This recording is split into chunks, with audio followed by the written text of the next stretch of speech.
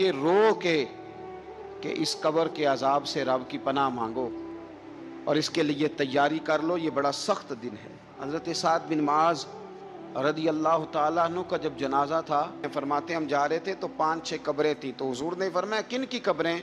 ہم نے عرض کی یا رسول اللہ صلی اللہ علیہ وسلم یہ کافروں کی قبریں۔ یہ نبی پاک علیہ السلام نے فرمایا جو مسلمان جمعے کے دن یا جمعے کی رات کو فوت ہو، حدیث کے راوی حضرت ابو ہریرہ رضی اللہ تعالی عنہ، حضور صلی اللہ تعالی علیہ وسلم نے فرمایا جو شخص بیماری سے فوت ہوا، جو بندہ سورہ ملک پڑھتا ہے، سنن ترمذی میں حضرت ابن عباس سے روایت ہے کہ حضور صلی اللہ علیہ وسلم کے ایک صحابی نے ایک جگہ خیمہ لگایا تو وہاں سورہ ملک پڑھنے کی آواز آتی۔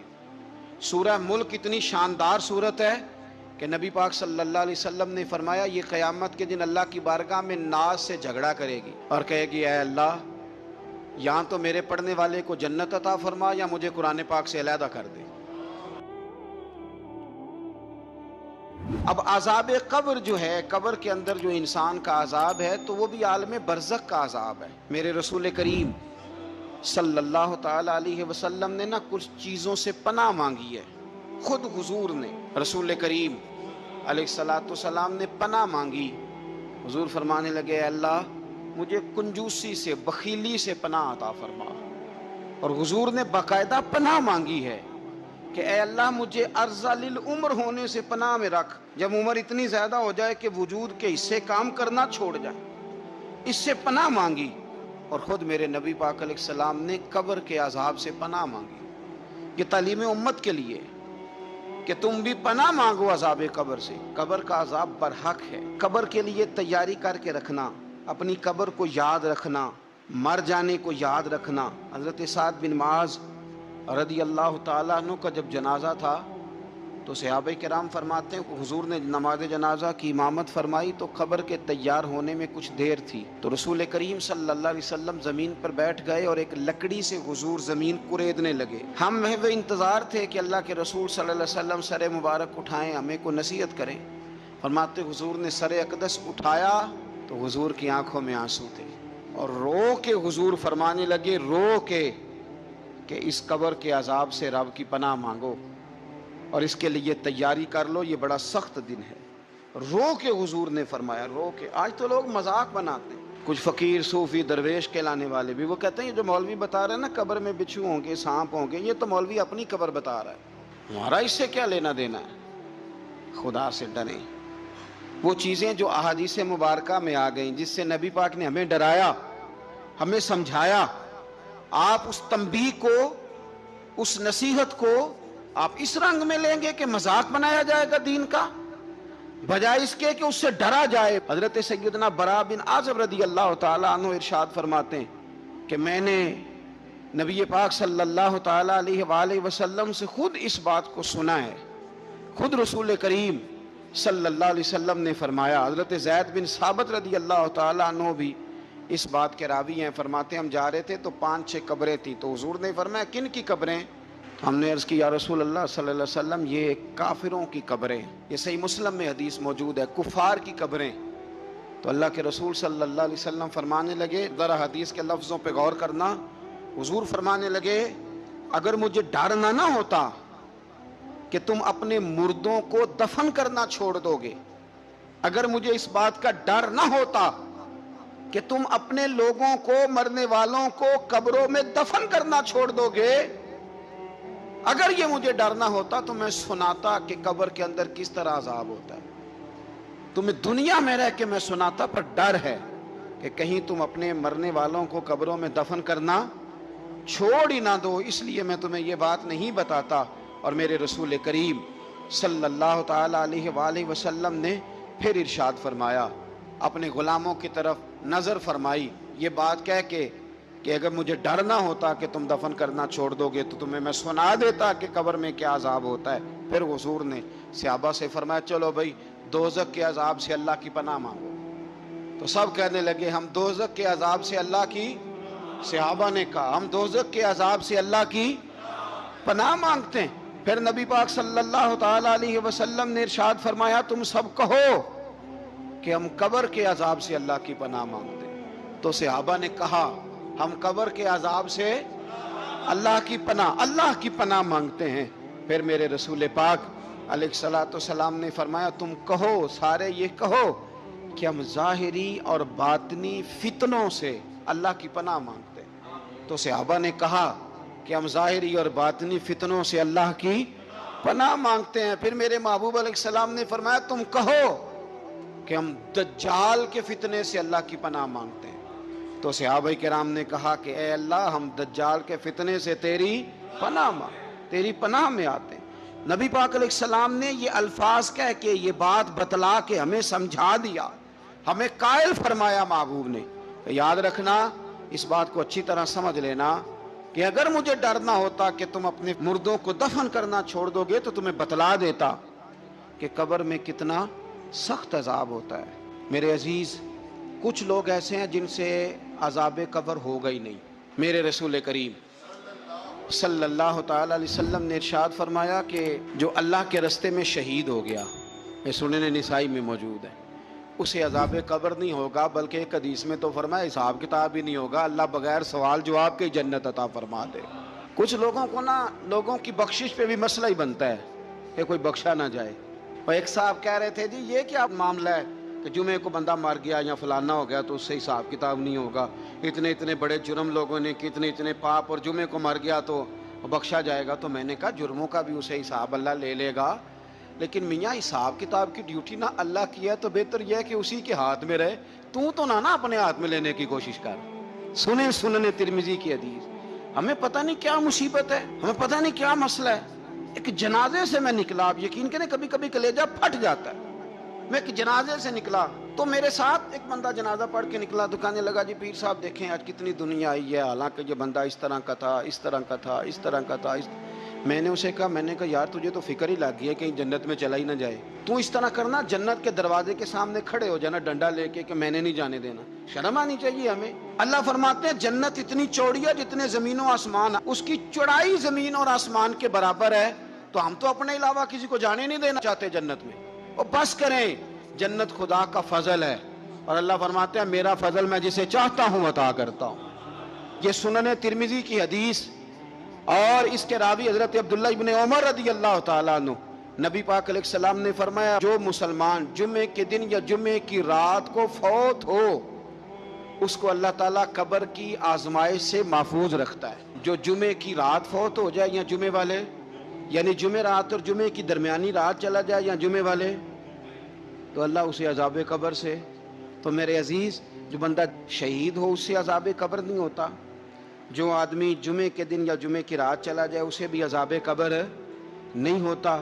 اور میرے رسول کریم صلی اللہ تعالی علیہ وسلم نے فرمایا جو بندہ ایک دن اور ایک رات، یہ حدیث صحیح مسلم میں، سنن ترمذی میں، مصنف عبد الرزاق میں موجود ہے، ایک دن اور ایک رات اللہ کی رضا کے لیے اسلامی سرحد پہ پہرا دے۔ میں اور آپ سوئے ہوئے ہیں، لیکن وہ لوگ جو فوجی بارڈروں پہ کھڑے ہیں، دیکھو مدینے والے محبوب کس کس پہ کرم فرماتے ہیں۔ ساری عمر نہیں، 24-25 سال کی سروس نہیں، فرمایا ایک دن اور ایک رات اللہ کی رضا کے لیے جو اسلامی سرحد پر پہرا دے، مسلمانوں کو کافروں سے بچائے، رب اسے عذاب قبر نہیں دے گا، اسے اللہ تعالیٰ اپنے فضل سے معاف فرما دے گا۔ ایک رات اور ایک، آپ کیا سمجھتے ہیں کہ ان فوجیوں کی کوئی چھوٹی شان ہے؟ ان کا کوئی چھوٹا مرتبہ ہے؟ ایک دن اور ایک رات اگر یہ پہرا دیں تو اللہ انہیں اتنا انعام عطا کرتا ہے۔ اسی طرح سن لو، یہ ذرا غور سے سننا، ابن ماجہ کی حدیث، اور اس کے علاوہ مسند ابو یعلا میں موجود حدیث کے راوی حضرت ابو ہریرہ رضی اللہ تعالی عنہ، حضور صلی اللہ تعالی علیہ وسلم نے فرمایا جو شخص بیماری سے فوت ہوا، قربان جاؤں میرے محبوب نے بیماری کا نام ہی نہیں لیا، فرمایا کوئی بھی بیماری ہو، فرمایا جو آدمی بیماری سے فوت ہوا اللہ اسے شہادت کی موت عطا فرمائے گا، اور وہ عذاب قبر سے اور قبر کے امتحان سے بھی محفوظ رہے گا، اور حضور فرماتے ہیں اس کو صبح اور شام جنت کے باغوں میں سے رزق دیا جائے گا۔ جو کسی بھی بیماری سے مرا، یہ لوگ بیماری سے مر رہے ہیں تو لوگوں نے اچھوت سمجھ رہے ہیں، اچھوت، یہ اچھوت نہیں ہے، اس لیے کہ لوارث نہیں، یہ خدا رسول کے ماننے والے ہیں، تم انہیں اچھوت کہہ رہے ہو اور مدینے والے رسول انہیں شہید فرما رہے ہیں۔ حضور نے فرمایا جو بیماری سے مرے شہید ہے، وہ قبر کے عذاب سے محفوظ رہے گا اور جنت کے باغوں میں سے اللہ رزق دے گا۔ لوگ کہتے ہیں دیکھو جی بڑا تنگ ہو کے دنیا سے گیا ہے، تو اس بندے کو بھی عذاب قبر نہیں ہوتا۔ اسی طرح جو بندہ سورہ ملک پڑھتا ہے، سنن ترمذی میں حضرت ابن عباس سے روایت ہے کہ حضور صلی اللہ علیہ وسلم کے ایک صحابی نے ایک جگہ خیمہ لگایا تو وہاں سورہ ملک پڑھنے کی آواز آتی، کوئی بندہ پڑھنے والا نظر نہیں آتا تھا۔ جب حضور کی بارگاہ میں عرض کیا تو فرمایا وہاں قبر تھی اور قبر کے اندر بیٹھ کے میرا صحابی سورہ ملک کی تلاوت کر رہا۔ اگر ہمیں خسرہ نمبر یاد ہو جاتا ہے نا اپنی جگہ کا، اور ہمیں پتہ ہوتا ہے کہ میرے والا حصہ کتنے کروڑ کا ہے، اگر ساری کہانیاں ہمیں یاد ہوتی ہیں تو سورہ ملک بھی ہمیں یاد ہو سکتی ہے۔ موبائل پہ اس کو ریکارڈ کر لیں، پھر اس کو سنیں کبھی بھی سورہ ملک میں۔ اور ہمارے سلسلہ عالیہ میں تو سورہ ملک وظیفہ ہے۔ ہمارے الوظیفۃ الکریمہ میں اعلیٰ حضرت نے لکھا ہے کہ رات کو سورہ ملک اور سورہ یاسین کے بغیر سونا نہیں۔ سورہ ملک اتنی شاندار صورت ہے کہ نبی پاک صلی اللہ علیہ وسلم نے فرمایا یہ قیامت کے دن اللہ کی بارگاہ میں ناز سے جھگڑا کرے گی اور کہے گی اے اللہ یہاں تو میرے پڑھنے والے کو جنت عطا فرما یا مجھے قرآن پاک سے علیحدہ کر دے۔ میرے رسول کریم علیہ السلام نے مومن کی قبر کا حال بھی بتایا۔ سنن ترمذی میں صحیح ابن حبان میں حضرت ابو ہریرہ رضی اللہ تعالیٰ عنہ بیان کرتے ہیں کہ حضور صلی اللہ علیہ وسلم نے فرمایا جب میت کو قبر میں رکھا جاتا ہے تو اس کے پاس سیاہ رنگ والے اور نیلی آنکھوں والے دو فرشتے آتے ہیں اور اس کو اٹھا کے بٹھاتے ہیں۔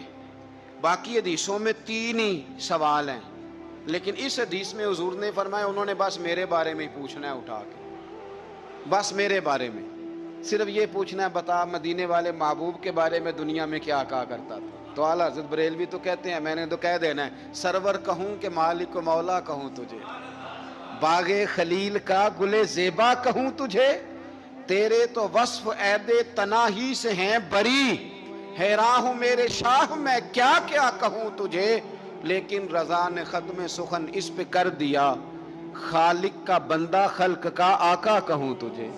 اور پیر میر علی شاہ صاحب کہتے ہیں میں نے وہاں یہ کہنا ہے کہ مکھ چند بدر شاہ شانی ہے تے متھ چمک دی لاٹ نورانی ہے، کالی زلف تے اکھ مستانی ہے، مخمور اکھی ہیں مد بریاں، سبحان اللہ ما اجمل کا ما اکمل کا ما احسن کا، تے کتھے مہر علی کتھے تیری ثنا، مشتاق اکھیں کتھے جاڑی۔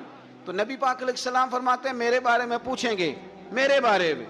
ویسے بھی ایک سوال لازمی ہوتا ہے نا، یہ والا سوال لازمی ہے، من ربو کا پوچھ کے نا تو جنت جہنم کا فیصلہ نہیں، ماں دینوں کا پوچھ کے جنت جہنم کا فیصلہ۔ ہاں بات اگر ختم ہونی ہے تو مدینے والے کے سوال پہ ختم ہونی، اس لیے کھل کے نعتیں پڑھا کرو، راج کے درود پڑھا کرو، یہ بات یاد رکھیں۔ یہ فیصلہ حضور کی ذات پہ ختم ہونا ہے۔ وہ شکایتیں کرتے ہیں نا لوگ آ کے، تو ایک بچی کو ہمارے ہاں داخل کرانے کے لیے ایک صاحب لے کے آئے تو کہنے لگے بڑا عرصہ اسے فلانے مدرسے میں داخل کرایا، سوائے نعتوں کے کچھ بھی نہیں سیکھا اس نے۔ تو میں انہوں آکھیا چاچا جی جڑی اصل کام سی وہ تو سیکھ گئی ہے نا تہاڈی بچی، قرآن و سنت بھی حضور کی نعت ہی ہے، لیکن آپ کو پتہ ہے کہ بات ختم مدینے والے کی نعت پہ ہی ہوتی ہے۔ حضور کا پیار اصل ہے۔ تو حضور فرماتے ہیں میرے بارے میں پوچھا جائے گا، وہ کہے گا کہ ان کے بارے میں کیا پوچھتے ہو، اشہد ان لا الہ الا اللہ واشہد ان محمدن عبدہ ورسولہ۔ تو فرماتے ہیں پھر اسے نا ایک طرف کھڑکی کھولی جائے گی تو جہنم کا دروازہ دکھایا جائے گا اور اسے کہا جائے گا اگر تو سوالوں کے صحیح جواب نہ دیتا تو دوزخ میں جاتا، لیکن اب تو نے صحیح جواب دیے ہیں۔ تو حضور فرماتے ہیں اس کی قبر 70 گز چوڑی اور 70 گز لمبی کر دی جائے گی۔ مسجد میں اے سی والے حال میں جگہ مل جائے تو بندہ بڑا سکھی رہتا ہے، اور صبح جائے بینک اور پہلی لائن میں موقع مل جائے تو بندہ بڑا سکھی رہتا ہے کہ میرا جاتے ہی کام ہو گیا۔ او خدا کے بندے، قبر بندے کی قبر، مکان اچھی سوسائٹی میں اچھا خستہ اور سستا مل جائے تو بندہ کہتا ہے کہ سودا بڑا بارے لب گیا، بھائی بڑا کمال ہو گیا، مزہ نہیں آ گیا۔ قبر 70 گز لمبی اور 70 گز چوڑی، اور یہ ترمذی شریف پڑھ رہا ہوں، بڑی مزیدار حدیث۔ نبی پاک صلی اللہ علیہ وسلم فرمانے لگے پھر اس کی قبر کو نور سے بھر دیا جائے گا۔ حضور کو پہچان گیا نا، قبر نور سے بھر دی گئی اور جب 70 گز لمبی کر دی گئی تو بڑے پیارے لفظ ہیں حدیث کے۔ حضور فرماتے ہیں وہ بندہ پھر فرشتوں سے ایک بات کہے گا، عربی میں بھی ہے اردو میں بھی ہے، وہ میرا دل کرتا ہے پنجابی میں بتاؤں۔ وہ نا فرشتوں سے وہ بندہ کہتا ہے جب قبر ہو گئی نا 70 گز لمبی 70 گز چوڑی اور نور سے بھر گئی، قربان جائیں، حضور فرماتے ہیں وہ مردہ وہ جو قبر میں پہنچا ہے، جب اس کی قبر کو یہ شان ملتی ہے تو فرشتوں سے پتہ کیا کہتا ہے؟ کہتا ہے میں کار نہ داسا وہاں جا کے، یہ ذرا گھر نہ بتاؤں دوڑ کے، یہ ذرا میں اپنے گھر بتاؤں بھاگ کے کہ اللہ نے بڑی خیر کر دی، اپنی اماں نو داسا وہاں، میں بچوں کو بتا کے آؤں کہ موج بن گئی ہے، میں بتاؤں اپنی بیوی کو، بتاؤں اپنے بہن بھائیوں کو، میں کار نہ داسا وہاں۔ قربان جائیں، میرے رسول کریم فرماتے ہیں فرشتے اس سے کہتے ہیں نہیں تو کسی کو نہ بتا، نم کا نومت العروس، تو اس طرح سو جا جس طرح پہلی رات کی دلہن سویا کرتی، وہ بڑے چاؤں میں سوتی ہے، وہ بڑے پریم میں سوتی ہے، نئی زندگی کا آغاز ہوتا ہے تو سوتی ہے، اور فرشتے کہتے ہیں اب تجھے وہی آ کے جگائے گا جو تیرے اہل میں تجھے سب سے زیادہ محبوب ہوگا، جو تجھے سب سے زیادہ محبوب ہوگا۔ میرا تو ایمان ہے کہ ہمیں تو قبر سے آ کے جگائیں گے بھی مدینے والے رسول، کہیں گے آؤ غلاموں چلیں، آؤ غلاموں۔ اور وہ کشمیر کے رومی وقت نے میاں صاحب نے کہا تھا بعد مرن دے قبر میری تے میرے اپیرا جے کر پامے پھیرا۔ آپ حسن دیکھیں کلام کا اور انداز دیکھیں، بعد مرن دے قبر میری تے میرے اپیرا جے کر پامے پھیرا، تے قبر دے وچوں ہڈیاں اٹھ کے مجرا کر سن تیرا۔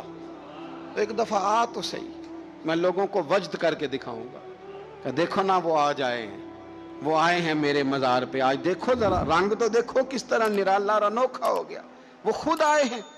مومن کی قبر جنت کا باغ بنے گی، اسے نوازا جائے گا، اسے دیا جائے گا، اسے عطا کیا جائے گا۔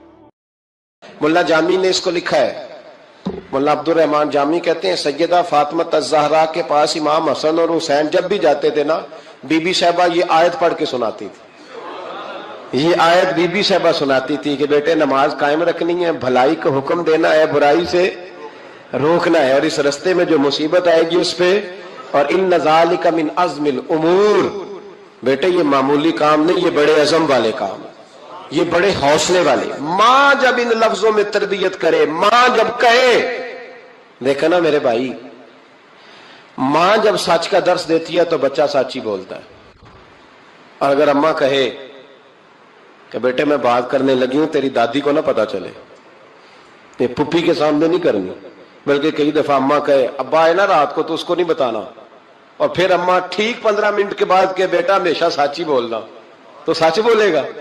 کیوں بولے؟ کیونکہ اس لیے کہ اماں نے اسے پہلے بتا دیا ہے کہ سچ یہ بات کرنی نہیں کسی سے، میں کر رہی ہوں پر تو نے کسی سے نہیں کرنی، تو آپ نے 3 لیکچر تو اس کو جھوٹ کے دے دیے، اب اگر آپ اسے کہیں سچ بول تو وہ بولے گا۔ آپ نے خود کہا کہ بیٹے یہ ٹیلی فون اٹھا، اس بندے کے پیسے دینے، اس فون سن، اس کو کہنا کہ میرے ابا جی فون گھر میں بھول گئے۔ پھر دروازے پہ دستک ہوئی، آپ اندر بیٹھے تھے، بچے سے کہا کہ جا کے باہر کہہ دو کہ ابا جی گھر میں موجود ہے۔ پھر آپ نے ٹھیک 1 گھنٹے کے بعد اس کو سچ کا لیکچر دینا شروع کر دیا، بولے گا سچ؟ وہ بھی پھر جائے گا نا جب اپنے دوست کے گھر، تو ٹیلی فون ابا جی کا آئے گا تو دوست کو دے کے کہے گا ابا جی سے کہے کہ وہ ٹیلی فون میرے پاس بھول گیا، کیونکہ یہ آپ نے پٹی پڑھائی ہوئی ہے۔ یاد رکھیں گھر کے اندر جب تک آپ کا کردار، آپ کا اخلاص، آپ کا درد، حضرت غوث پاک جیلانی پیر بعد میں بنے، عالم بعد میں، اگرچہ پیدائشی ولی تھے، لیکن غوث اعظم کہتے ہیں میں نے سبق استاد کے پاس بعد میں پڑھا، میں نے حضرت ابو سعید مخزومی کے ہاتھ پر بیعت بعد میں ہوا، خلافت بعد میں ملی، سارا کچھ بعد میں ہوا۔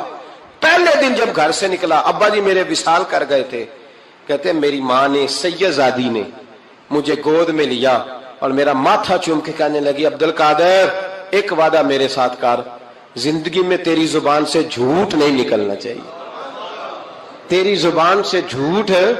اور غوث پاک فرماتے ہیں جب میری ماں میرے ساتھ یہ بات کر رہی تھی تو میری ماں رو رہی تھی، رو رہی تھی۔ کبھی رو کے بھی کسی نے نصیحت کی ہے بچوں کو؟ حضرت غوث اعظم رضی اللہ تعالیٰ عنہ فرماتے ہیں مجھ پر میری ماں کی بات طاری ہو گئی، طاری ہو گئی میری ماں کی بات۔ وہ میری ماں نے آنسوؤں کے اندر لپیٹ کر جو مجھے تحفہ دیا تھا نا سچ کا، وہ میرے ذہن پر، دل پر، روح پر چھا گیا۔ اور ڈاکو جب لوٹنے آئے تو 100 دینار کپڑوں میں سلا ہوا تھا، وہ کبھی کسی نے ڈاکوؤں کو بھی بتایا ہے کہ پیسے ہیں تو لے لو؟ یہاں تو شریعت بھی بڑی ساری گنجائش دیتی ہے کہ بچاؤ اپنا مال، لیکن غوث اعظم رضی اللہ تعالیٰ عنہ فرماتے ہیں ماں نے مجھے آنسوؤں میں لپیٹ کر دیا تھا، لپیٹ کر کے سچ بولنا ہے۔ تو مائیں عظیم ہو تو پھر بیٹے بھی عظیم ہی ہوتے ہیں، ماں عظیم ہو تو بیٹا بھی پھر عظیم ہی ہوتا ہے۔ لپیٹ کر سچ کا تحفہ دیا تھا۔ تو سیدنا غوث پاک فرماتے ہیں جب انہوں نے آ کے کہا نا کہ تیرے پاس کیا ہے، تو میں نے کہا 100 دینار ہے۔ اس نے جیبیں بھی کھولی، ہاتھ بھی کھولے، جوتے بھی اتارے، پگڑی بھی کھلوائی، کوئی شے نہ نکلی۔ تو کہتے ہیں وہ سردار کے پاس لے گیا، کہنے لگا سردار یہ عجیب بچہ ہے، کہتا ہے 100 دینار ہے، سارا ڈھونڈ لیا ملے نہیں، تو یہ جھوٹ بول رہا ہے۔ تو کہتے ہیں جب اس نے کہا نا جھوٹ بول رہا ہے، تو حضرت غوث اعظم کہتے ہیں مجھے جلال آیا، غصہ۔ میں نے کہا خبردار یہ بات نہ میرے ساتھ آج کے بعد کرنا، میں جھوٹ نہیں بولتا، یہ میرے قریب نہیں آ سکتا، خبردار۔ یہاں بچوں کو غصہ تب آتا ہے جب مرضی کا برگر نہ ملے، غوث اعظم کو غصہ کب آیا؟ خبردار سارا کچھ کر، آج کے بعد یہ لفظ نہ کہنا میں جھوٹ بولتا ہوں، عبد القادر جھوٹ نہیں بول سکتا، ہو ہی نہیں سکتا۔ اس نے کہا پھر بتا پیسے کدھر ہیں؟ تو حضرت غوث اعظم نے بٹن کھولے اور الٹ کر کے کرتا، کہنے لگے میری ماں نے سیے تھے۔ 12 سال کے غوث پاک، ایک روایت ہے 14 سال۔ یہ ہم لوگ اس کو کہانی سمجھتے ہیں، کہانی نہیں بھائی، یہ واقعہ اگر تیرے میرے سامنے ہو تو اللہ کی عزت کی قسم کھاتا ہوں میں اور آپ بھی توبہ کر دیں، کیونکہ وہ واقعہ نہیں ہو رہا تھا، وہ کیفیات تھی، وہ طاری تھا سارا کچھ اس وقت۔ غوث اعظم رضی اللہ تعالیٰ عنہ کا یہ پیسے 14 سال یا 12 سال عمر مبارک ہے، ڈاکو اس کا سردار کہتا ہے مجھے 22 سال ڈاکے مارتے ہو گئے تھے، اور 14 سال کا بچہ عشق لگا سی کھیڈا کھیڈ دی، 14 سال کا بچہ۔ غوث اعظم نے پلٹ کے دکھا یہ پیسے، تو وہ ڈاکو کا سردار کہتا ہے کہ پتہ نہیں مجھے کیا ہوا کہ بچے کے جذبات کس طرح کے ہیں، افکار کس طرح کے ہیں، خیالات کس طرح۔ کہتا کہ کہاں جا رہے ہو؟ کہا میں علم سیکھنے بغداد جا رہا ہوں۔ تو کہا بیٹا دنیا پیسے چھپاتی ہے، تو نے بتایا کیوں؟ تو حضرت غوث اعظم نے پیسے اتار کے پھینکے، کہنے لگے پیسے تو رکھ، میں اس لیے بتا رہا ہوں کہ ماں سے وعدہ کر کے آیا ہوں کہ سچ بولوں گا، لے پیسے تجھے دے رہا ہوں۔ ڈاکوؤں کا سردار کہتا ہے بچے کی اتنی عمر نہیں جتنے مجھے پاپ کرتے سال گزر گئے، پر اس بچے کا ماں سے کیا ہوا وعدہ مجھے بدل گیا۔ میں دوڑ کے پیچھے گیا، میں نے کہا عبد القادر مجھے بھی یار بغداد ہی لے چل۔ کہا وہاں کیا کرنا ہے؟ کہا جس استاد کے پاس تو آگے بیٹھ کے پڑھے گا میں اس کے پیچھے بیٹھ جایا کروں گا، چلو بڑھاپے میں بھی کو رٹا لگا کے قرآن و سنت سیکھ جاؤں گا۔ تو کہتے ہیں تجھے کیا ہوا؟ کہنے لگے عبد القادر تو ماں سے کیا ہوا وعدہ نہیں توڑتا، میں رب سے کیے ہوئے وعدے توڑ رہا ہوں، توبہ میری۔ ڈاکوؤں سے کہنے لگے جاؤ کوئی سردار اور بنا لو، مجھے تو ماں بیٹے کا رشتہ جیت گیا ہے، یہ ماں بیٹے کا رشتہ مجھے جیت کے لے گیا، میں جیت گیا ماں بیٹے کے رشتے میں، یہ مجھے فتح کر گئے، تم کوئی اور سردار بنا لو۔ تو 22-23 ڈاکو تھے، پیچھے آ کے بیٹھ کہنے لگے سردار اگر گناہ اکٹھے کیے ہیں تو نیکیوں میں اکیلا تو نہ چھوڑ۔ او بھائی ماں بیٹے کا رشتہ اور ماں بیٹے کی تربیت، تو 14 سال کا بچہ توبہ کرا جاتا ہے، پر مصیبت یہ ہے کہ ہم وہ مائیں تیار کرنے میں کامیاب نہیں ہو سکے، لیکن ہم نے سدا ناکام نہیں رہنا، مائیں تیار کرنی ہے۔ مائیں تیار یہ والا مطالبہ نا بیوی سے کرتے ہیں کہ میری بیوی فٹافٹ صحیح ہو جائے، بیٹی سے کریں یہ مطالبہ، بہن پر کریں یہ محنت، یہ والی میرے حضرت خنساء رضی اللہ تعالی عنہا، جناب خنساء حضور کی ایک صحابیہ ہیں، انہوں نے بعد میں کلمہ پڑھا۔ دور جاہلیت میں ان کا ایک بھائی قتل ہو گیا تھا، انہوں نے اپنے بھائی کے جانے پر قتل ہونے پر ایک مرثیہ کہا تھا۔ وہ مرثیہ اتنا مشہور تھا کہ جہاں بھی پڑھا جاتا لوگ اپنا کوئی جانے والا یاد کر کے رونے لگ جا۔ ہمارے ہاں تو اب نعت خانوں نے رواج بنایا نا، جس کے گھر میں کوئی فوتگی ہوتی ہے اسے اور زیادہ رلاتے ہیں۔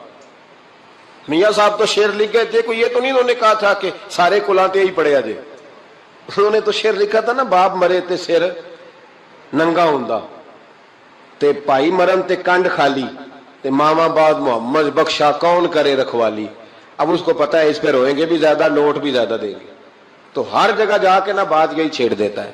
اب وہ بےچارے بچے پہلے سے زیادہ روتے ہیں، تڑپتے ہیں، حالانکہ حکم یہ تھا کہ جب کسی جاؤ نا فوتگی پہ تو ان کو رلانا نہیں بلکہ ان کو حوصلہ دینا ہے۔ نعت خانوں کی بات ہوئی ہے تو آپ نے بڑا غور سے دیکھا ہے میری طرف، میں اور آپ بھی ایسے ہی کرتے ہیں. وہ جائیں گے نا تو پوچھیں گے یہ بچہ اس کا، یہ جو فوت ہو اس کا یہ بچہ، او ہو بیچارہ دیکھو نا چھوٹا سا تھا، اماں چلی گئی، بڑا مشکل ہے یتیموں کے لیے. تو یتیم چارہ نفسیاتی مریض بن جاتا ہے. وہ کہتا ہے بالکل چاچا صحیح کہہ رہا ہے، یتیموں کے بڑے برے حال ہوتے ہیں. اس طرح کر کے ہم نفسیات کمزور کرتے ہیں بچوں کی. حالانکہ بتانا چاہیے بیٹے فکر نہ کر، میرے نبی پاک بھی تو یتیم ہی پیدا ہوئے تھے نا، تو سارے یتیموں پر حضور کا سایہ ہے. بجائے حوصلے دینے کے ہم اور کمزور کرتے ہیں، اور زیادہ کمزور کرتے ہیں، اور زیادہ لوگوں کو تکلیف دیتے ہیں. تو قصیدہ جناب خنثیٰ رضی اللہ تعالیٰ عنہ کا بڑا مشہور تھا، عربی قصیدہ لکھا تھا انہوں نے. کسی کے ہاں بھی کوئی انتقال کر جاتا تو ان کا وہ عربی قصیدہ پڑھا جاتا، اور جب وہ قصیدہ پڑھا جاتا تو لوگ دھاڑے مار مار کے روتے، دھاڑے مار مار. حالانکہ رونا رلانا اتنا اہم کام نہیں جتنا کسی کے دل کو تسلی دے دینا اہم کام ہے. اتنا کسی کی اشک شوئی، اشک آنسو نکالنا تو جرم ہے، آنسو پوچھنا ثواب ہے. یہاں لوگ رلانے کی ڈیوٹی کرتے ہیں، آنسو پوچھنے کی ڈیوٹی نہیں کرتے.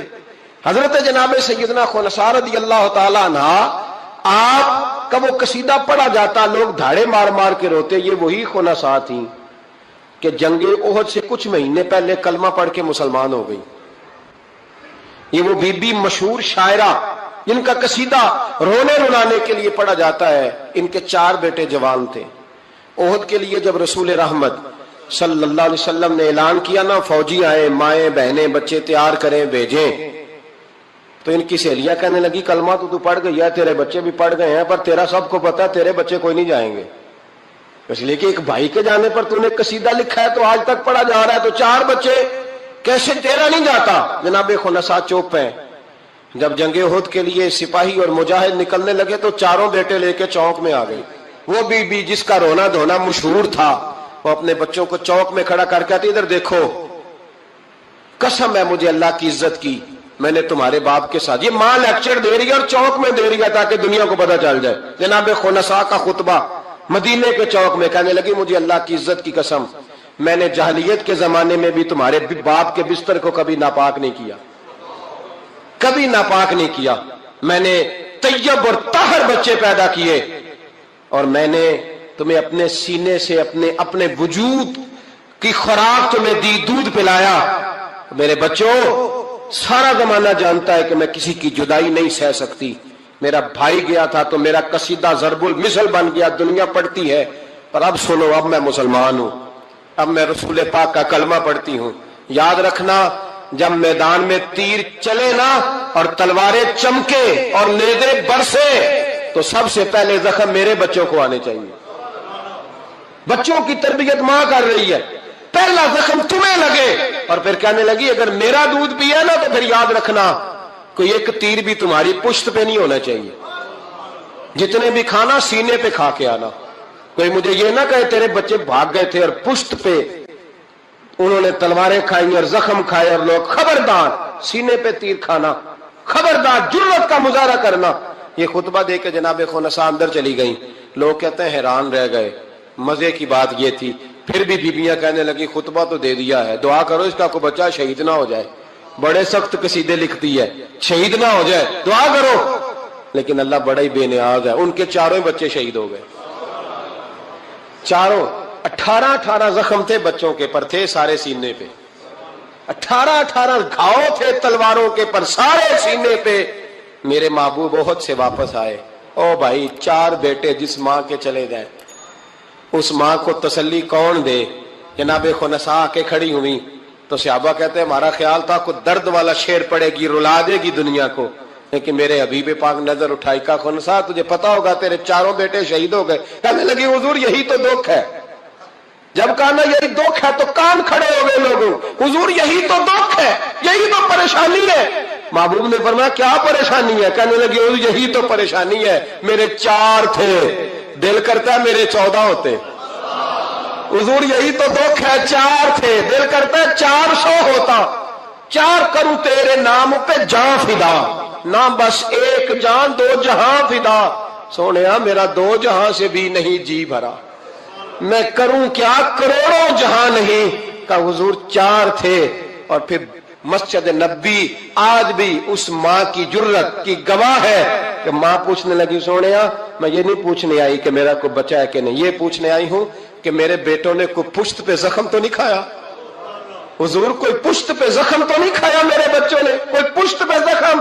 تو رسول پاک نے فرمایا خنسا تیری جرت کو اللہ قبول فرمائے، تیرے بچوں نے جتنے بھی زخم کھائے ہیں سینوں پہ کھائے۔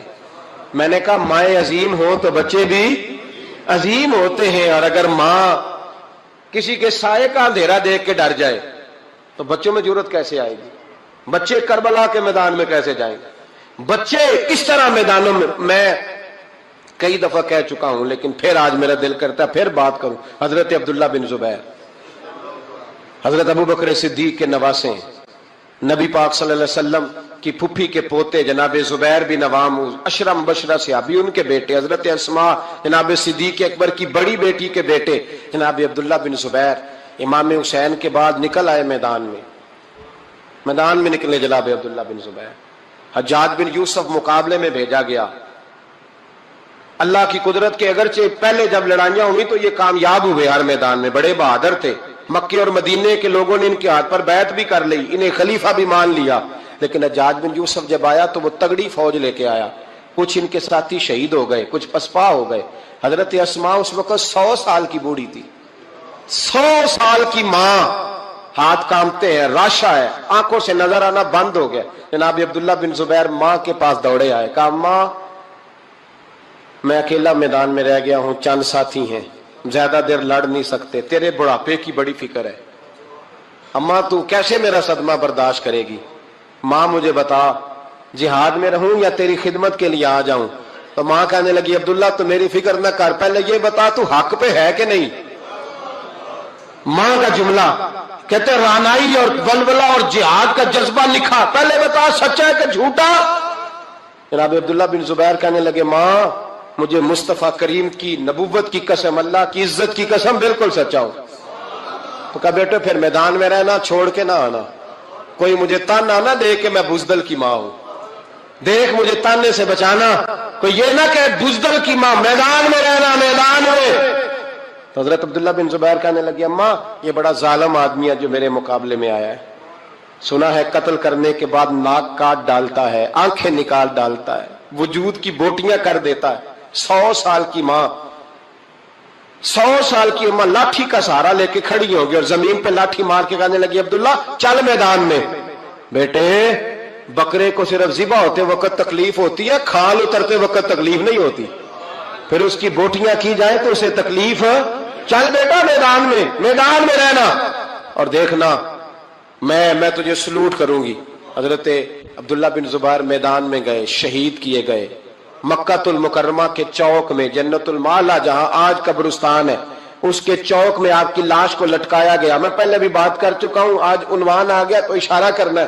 ایک دن حضرت اسماء گزری، 14 دن ہو گئے لٹکے ہوئے، تو ایک شخص ان کے کان میں کہنے لگا اماں ابھی تک تیرا بچہ لٹکا ہے، حجاج نے دفن نہیں ہونے دیا۔ تو جناب اسماء نے پیچھے آواز دی اور اس زور سے بول کے کہنے لگی لٹکا رہنے دو، یہ بچپن سے ہی گھوڑ سواری کا بڑا شوقین ہے، بچپن سے ہی گھوڑوں پہ رہتا تھا، شاہ سوار گھوڑوں پہ رہتے ہیں، شاہ سوار زمین پہ نہیں ہوتے، گھوڑوں پہ ہوتے، لٹکا بچپن سے ہی بڑا گھوڑ سوار تھا، بڑا شوقین تھا، کوئی حرج نہیں۔ 14 دن لٹکے رہے لیکن لاش سے بدبو نہیں آئی، دور دور تک خوشبوئیں پھیلی ہوئی تھی۔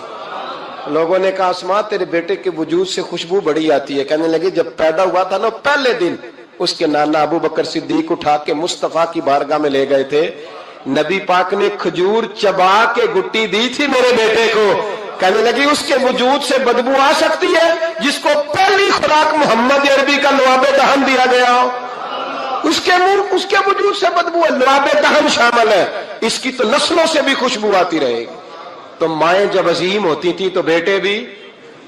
حضرت وہب ابن منبع کے پاس مزدور آ گئے، مزدور، ہم سارے بڑے پریشان، اور جب جا کے اماں کو دکھ سناتے اماں تھوڑی اور رو پڑتی ہے، حالات اور خراب ہو جاتے، زیادہ خراب ہو جاتے۔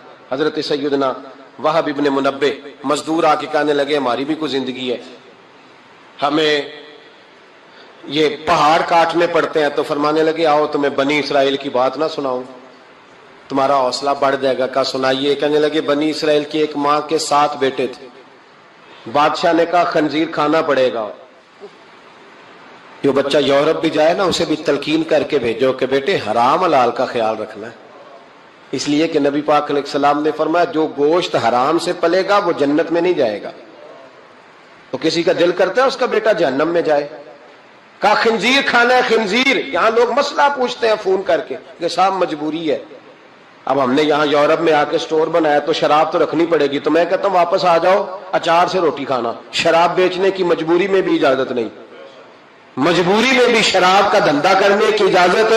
آ جاؤ اچار ڈال لو. میری اماں تو کہا کرتی تھی کہ گرمیوں میں اچار ڈال لو اور بڑولے میں گندم ڈال لو پھر خیر صلاح سارے سال کی.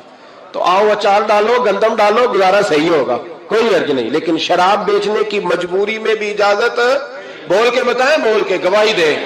شراب بیچنے کی مجبوری میں بھی اجازت بالکل اجازت نہیں قطعاً اجازت نہیں. تو آپ ابن منبہ کہنے لگے کہ ماں کو کہا گیا کہ خنزیر کا گوشت تیرے بچے نہیں کھاتے تو فساد برپا ہوتا ہے ملک کے اندر. بادشاہ کافر تھا تو خنزیر کھانا پڑے گا. تو ماں کہنے لگی یہ نہیں کھائیں گے. تو بادشاہ نے ماں کی آنکھوں کے سامنے بڑا بیٹا قتل کیا پھر چھوٹا قتل کیا. وہاں بھی ابن منبہ کہتے ہیں بنی اسرائیل کی اس بی بی کے سامنے 6 بیٹے قتل ہوئے. 6 بیٹے صرف کس بات پر کہ خنزیر کا گوشت کھانا ہے. تو ماں نے کہا نہیں میں اپنے بچوں کو حرام کھانے کی اجازت. حالانکہ شرعی مسئلہ ہے جان بچانے کے لیے گنجائش ہے لیکن جو ڈٹ جائے گا وہ بڑا شہید ہوگا. اس کا درجہ پھر بڑا ہوگا. 7ویں بیٹے کی باری آئی تو ماں کی آنکھوں میں آنسو ٹپکے. 6 بیٹے قتل ہوئے تو اماں روئی بھی نہیں. وہاں بھی ابن منبہ کہتے ہیں بادشاہ کہنے لگا کہ اب نرم ہو گئی ہے. 6 بیٹے اکٹھے قتل ہو گئے. کہنے لگا اس کو سائڈ پہ جا کے سمجھا لے ہے بھی چھوٹا. اگر یہ کھا لے گا گوشت خنزیر کا معاذ اللہ تو میں چھوڑ دوں گا. کم از کم تیرے بڑھاپے کا ایک سہارا تو رہ جائے گا. تو اماں بیٹے کو کونے میں لے گئی. جا کہنے لگی بیٹا ماں ہوں نا ایک آنسو نکل آیا کیا کروں مجبور ہوں. لیکن یاد رکھنا اگر میرا دودھ پیا تو میں نے تمہیں حلال کا دودھ پلایا ہے.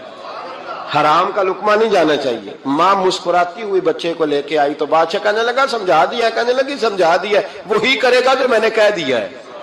وہی کرے گا جو میں نے. تو بادشاہ نے گوشت رکھا خنزیر کا لا کے سامنے. تو بچے نے اٹھا کے گوشت بادشاہ کے منہ پہ پٹکا اور پٹک کے کہنے لگا ہمیں کمزور سمجھتا ہے. جو خدا کی توحید والے ہو وہ کمزور نہیں پڑا کرتے. کہا یہ سمجھایا تھا. کہا نہیں سمجھایا تو ذرا زیادہ تھا پر اس کے ہاتھ ہی صرف پلیٹ آئی ہے. سمجھایا تو ذرا زیادہ تھا پر صرف جو چیز ہتھے آنی تھی وہی مارنی تھی نا. تلوار اس کے قبضے میں تھی نہیں ورنہ تیری گردن اتار دیتا. تو حضرت وہاں ابن منبہ فرمانے لگے ماں بھی شہید ہو گئی اور 7واں بیٹا بھی شہید ہو گیا. لیکن کہتے ہیں وہ 7 نے جب جان دی تو پھر فوجیں آئیں پھر انقلاب آیا. پھر وہ جو بادشاہ لوگوں کو خنزیر کھلایا کرتا تھا وہ قتل ہوا. پھر بنی اسرائیل میں انقلاب آیا. او بھائی اگر امام علی مقام رضی اللہ تعالیٰ عنہ کی اماں انہیں تیار نہ کرتی. یہ دیکھیں نا میں اپنی بات نہیں کرتا. علامہ اقبال کہتے ہیں لوگ اقبال کہتے ہیں فارسی کلام اقبال کا اسرار بے خودی. اقبال کہنے لگے میرے پاس لوگ آ کے کہتے ہیں حسین کے خون میں بڑا کمال ہے. تو میں کہتا ہوں نہیں فاطمہ کے دودھ میں بڑی تاثیر ہے. کہتے ہیں لوگ مجھ سے آ کے کہنے لگے کہ حسین کا حوصلہ بڑا ہے. تو میں نے کہا نہیں فاطمہ رضی اللہ تعالیٰ عنہ کی تربیت ہی بڑی شاندار ہے. بڑی شاندار تربیت ہے. ماں فاطمہ ہو اور بیٹے حسن اور حسین نہ ہو تو یہ کیسے ہو سکتا ہے.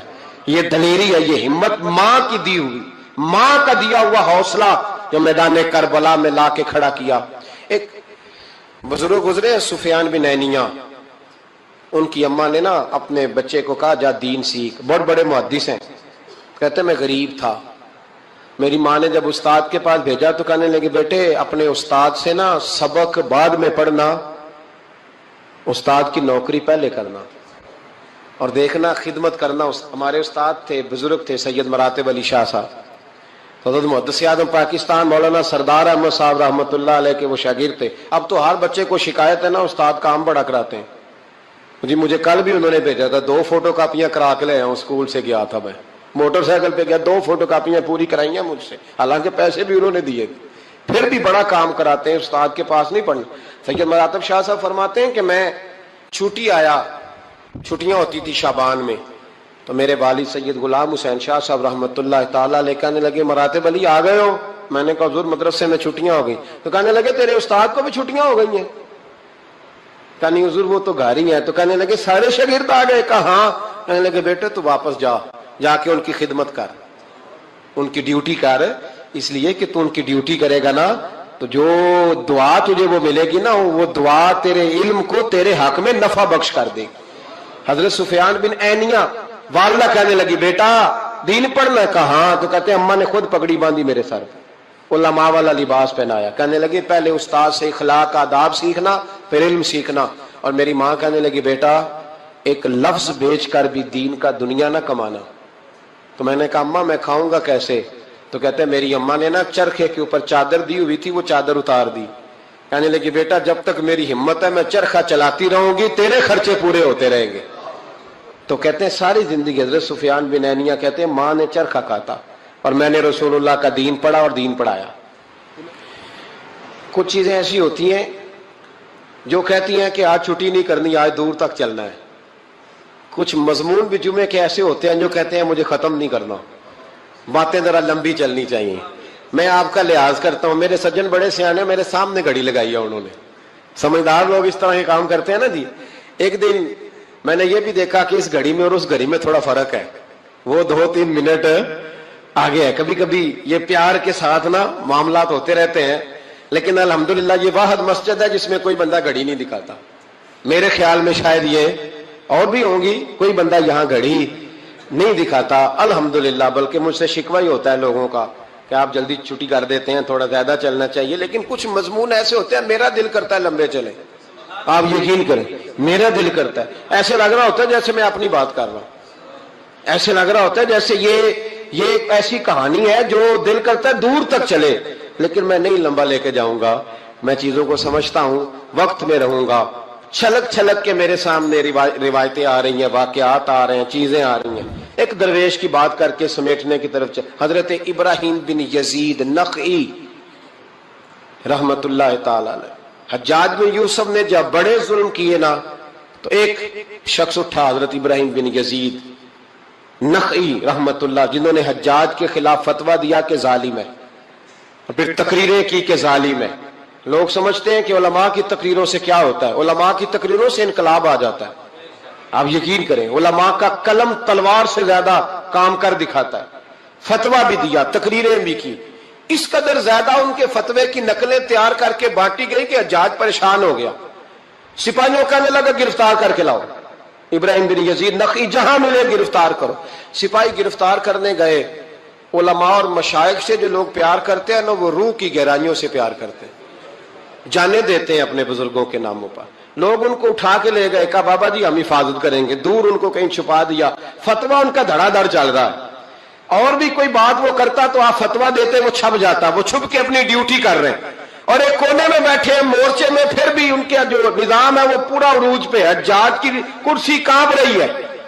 حجاج نے ایک دن بلایا، کہنے لگا جو سپاہی ان کو گرفتار کرے گا نا، ایک سپاہی کو 1,500 دینار دوں گا، اس کو مکان دوں گا، جائیدادیں دوں گا، 1,500 ماہانہ اس کو تنخواہ ملے گی ساری زندگی، گرفتار کرو۔ اب وہ سپاہی گلیوں میں گھومنے لگے، کسی طریقے بابا پکڑا جائے، لیکن نہ پکڑے گئے۔ ایک دن ایک بزرگ تھے، ان کا نام بھی ابراہیم بن یزید تھا، لیکن وہ ابراہیم بن یزید نخعی تھے، یہ ابراہیم بن یزید تیمی تھے، یہ علاقہ تیم کے رہنے والے، عمر بھی تقریباً ایک جیسی تھی، محلہ بھی ایک تھا۔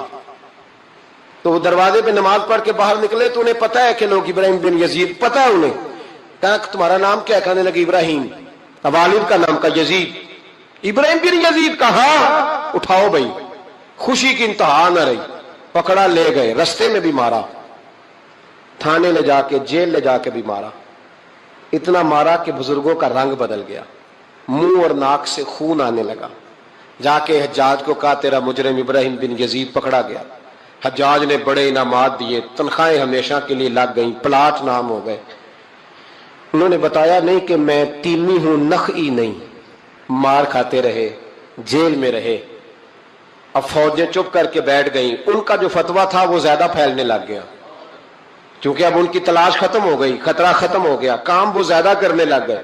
ستارے جگمگاتے ہیں، شب معراج آئی ہے، ستارے جگمگاتے ہیں، شب معراج آئی ہے، سبھی خوشیاں مناتے ہیں، شب معراج آئی ہے، سنا ہے جب سے آئیں گے نبی عرش معلی پر، سنا ہے جب سے آئیں گے نبی عرش معلی پر، ملک بھی مسکراتے ہیں، شب معراج آئی ہے، ستارے جگمگاتے ہیں، شب معراج آئی ہے، سبھی خوشیاں مناتے ہیں، شب معراج آئی ہے۔ ادب کے ساتھ میں جبریل بھی رب دو عالم کا، ادب کے ساتھ میں جبریل بھی رب دو عالم کا، یہی پیغام لاتے ہیں، شب معراج آئی ہے، ستارے جگمگاتے ہیں، شب معراج آئی ہے، سبھی خوشیاں مناتے ہیں، شب معراج آئی ہے، لباس نور اور صحرا صفات کا ملک لے کر، لباس نور اور صحرا صفات کا ملک لے کر، انہیں دولہا بناتے ہیں، شب معراج آئی ہے، ستارے جگمگاتے ہیں، شب معراج آئی ہے، سبھی خوشیاں مناتے ہیں، شب معراج آئی ہے، سراپا معجزہ رب نے بنا کر ان کو بھیجا ہے، سراپا معجزہ رب نے بنا کر ان کو بھیجا ہے، تبھی تو عرش جاتے ہیں، یہاں یہ گرفتار ہو گئے، حالات بڑے کٹھن ہوئے، کچھ علاقوں میں کچھ جیلیں سخت ہوتی ہیں، حجاج بن یوسف نے دماس نام کی جیل بنائی ہوئی، اس جیل میں جناب ابراہیم بن یزید تیمی کو ڈال دیا، آپ کی عمر 60 سال تھی، ماں کی عمر 90 سال تھی، ماں بیٹا ڈھونڈنے لگی، ڈھونڈتے ڈھونڈتے ڈھونڈتے ڈھونڈتے کسی نے بتایا کہ وہ ابراہیم نخعی کے دھوکے میں تیرے بیٹے کو لے گئے، ماں جیل پہنچی، بیٹا ماں سے جب ملا تو بیٹا قدموں میں گرا، چہرہ دیکھ کے ماں کا کلیجہ پھٹ آیا، اتنے زخم میرے بیٹے کے وجود پر، کہا بیٹا انہیں بتایا کیوں نہیں کہ تو تیمی ہے نخعی نہیں، بتایا کیوں نہیں؟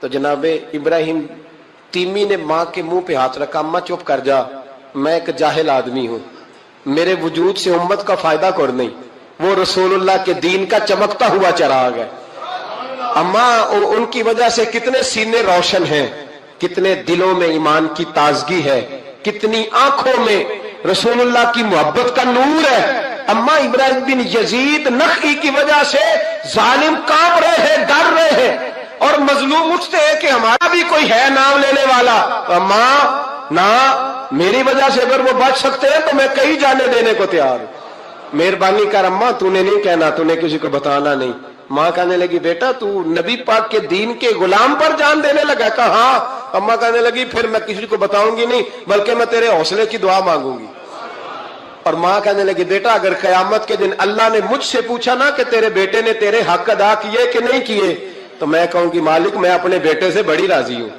اور اللہ میرے بیٹے کو بغیر حساب کتاب جنت دے، میں تیرے لیے دعائیں مانگوں۔ ماں تسلی دے کے بیٹے کو گھر آ گئی۔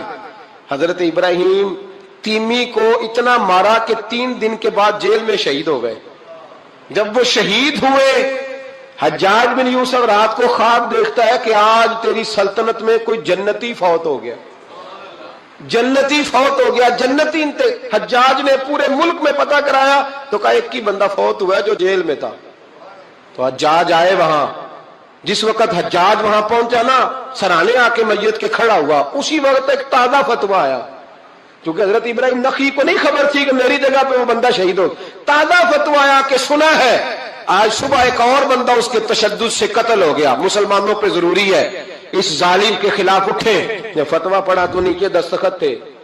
ابراہیم بن یزید نخعی کہنے لگا ظالم ہو, یہ تو خواب میں دیکھیے جنتی بہت ہو گیا, تو یہ اگر ابراہیم نخعی نہیں تو یہ فتویٰ کس کا آیا ہے؟ تو لوگوں نے کہا حضور پہلے بھی ہمیں کسی نے بتایا تھا یہ تیمی ہے نخعی نہیں. یہ بولے نہیں, ان کے نام پہ جان دے گئے. کہنے لگا پھر پکڑو ابراہیم نخعی کو. تو حضرت سعید بن جبیر پیچھے کھڑے تھے, کندھے پہ ہاتھ رکھ کہنے لگے حجاج بس کر بس کر, اب ان کے پیچھے فوجیں نہ دوڑانا. جن کے نام پر جان دینے والے جنتی ہیں اس بزرگ کی اپنی شان کتنی ہوگی.